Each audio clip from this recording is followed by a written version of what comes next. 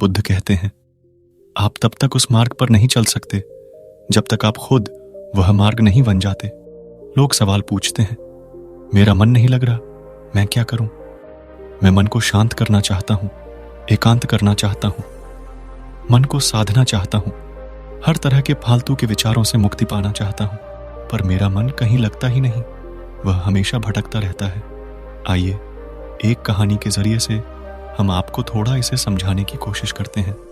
एक गुरु अपने शिष्यों को ध्यान साधना सिखा रहे, तभी एक शिष्य बोला, हे गुरुवर, मैं कुछ समझ नहीं पा रहा, क्या मैं आपसे कुछ पूछ सकता हूं?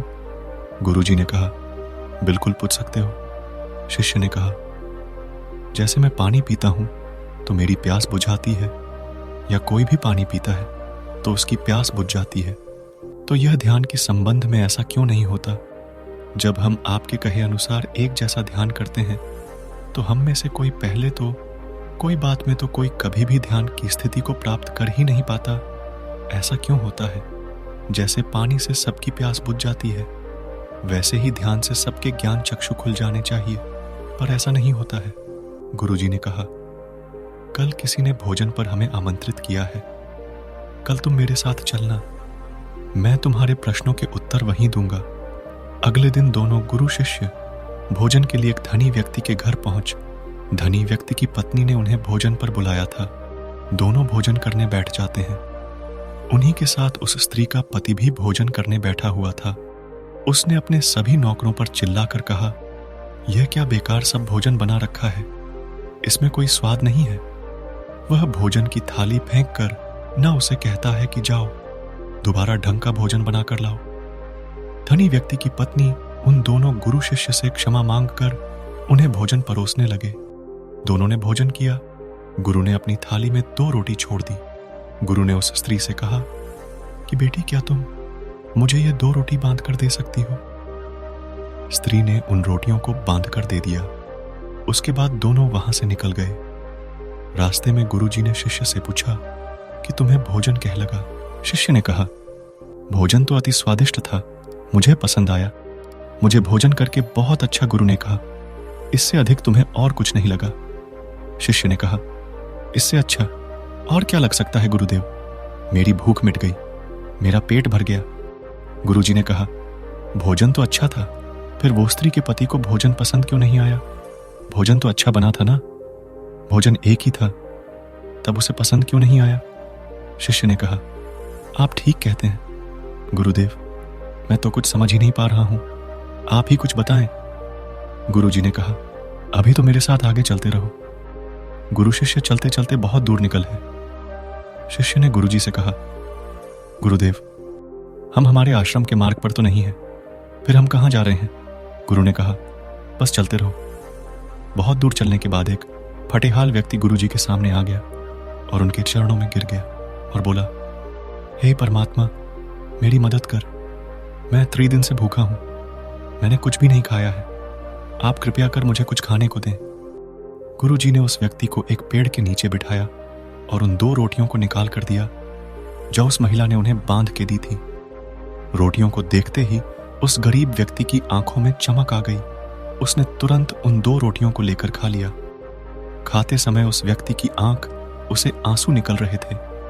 वह रो रहा था और खाता जा रहा था और हाथ से इशारे कर रहा था, जैसे वह किसी अदृश्य शक्ति को कह रहा हो, तेरा धन्यवाद इस रोटी के लिए। खाने के बाद उसने गुरुजी को प्रणाम किया और धन्यवाद कहा। गुरुजी ने उस व्यक्ति से पूछा कि भोजन का स्वाद कैसा था? उसने कहा, स्वाद तो था ही नहीं, केवल जीवन था, परमात्मा और ईश्वर था। यह रोटियां नहीं थीं, यह तो साक्षात जीवन है। यह कहकर वह व्यक्ति वहां से चला गया। गुरु ने शिष्य से कहा, देखो, भोजन वही था, लेकिन एक व्यक्ति को उसमें स्वाद नहीं आता। तुम्हें उसमें स्वाद आया, तुम्हें भोजन पसंद आता है, लेकिन वही एक व्यक्ति को इस भोजन में स्वाद नहीं आता, बल्कि वह इसमें ईश्वर, परमेश्वर और जीवन को देख लेता है। इसी से पता चलता है कि व्यक्ति और भोजन की तृप्ति में भी अंतर है। पहले व्यक्ति की इसमें कोई तृप्ति नहीं होती, तुम्हें थोड़ी तृप्ति होती है और इस व्यक्ति को अनंत तृप्ति होती है। ऐसा ही ध्यान के संबंध में होता है। जिसको जितनी ज्यादा प्यास होती है वो उतनी ही जल्दी मार्ग बना लेता है, उस शिष्य की जिज्ञासा का समाधान हो गया था। उसके प्रश्नों का उत्तर उसे मिल गया था। लेकिन प्रश्न का पर अभी हमारे नहीं मिला। प्रश्न था, मन क्यों नहीं लगता दोस्तों? जो लग जाए वह मन नहीं है। मन का स्वभाव ही है, जब हमारे पास कोई चीज अत्यधिक होती है तब मन उसे भागने लगता है, जैसे उस धनी व्यक्ति का मन जिस भोजन से भाग रहा था जो उसके लिए आम थी। लेकिन जब कोई चीज हमारे पास सीमित मात्रा में होती है और हमें मिल भी जाती है, तब हमारा मन उससे जुड़ा भी रहता है और हम उस चीज की थोड़ी बहुत अहमियत भी रखते हैं। जैसे उस शिष्य का मन जो उस भोजन से थोड़ा बहुत जुड़ा हुआ था, तो उसने उस भोजन के स्वाद को भी जाना। लेकिन जब हमें कोई चीज चाहिए होती है और वह हमारे पास नहीं होती, तो पहले हमारा मन उस चीज के लिए बहुत नालायक रहता है। वह हर हाल में उसे पा लेना चाहता है। लेकिन जब कोई चीज प्राणों से जुड़ी हो, जैसे कि वह 2 रोटी और जब बाद प्राणों पर आ जाए, तब मन गायब हो जाता है। तब आप स्वाद नहीं देखते, भोजन का प्रकार नहीं देखते हैं। तब आपको सिर्फ भोजन चाहिए होता है। तब आप एकाग्र हो जाते हैं भोजन के लिए। जो मिले उसी में आपको आनंद आ जाता है। स्वाद हो या ना, आपके प्राण अंदर तक उसे स्वीकार कर ले हैं। और यह तब होता है जब मन नहीं होता। हम हमारे मन को लगाने की बहुत कोशिश करते हैं।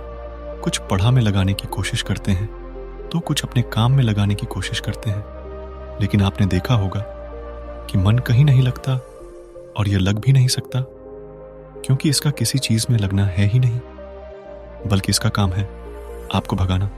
इधर से उधर एक चीज आपको मिली तो दूसरी चीज पर ले जाना, दूसरी चीज आपको मिली तो तीसरी चीज पर ले जाना।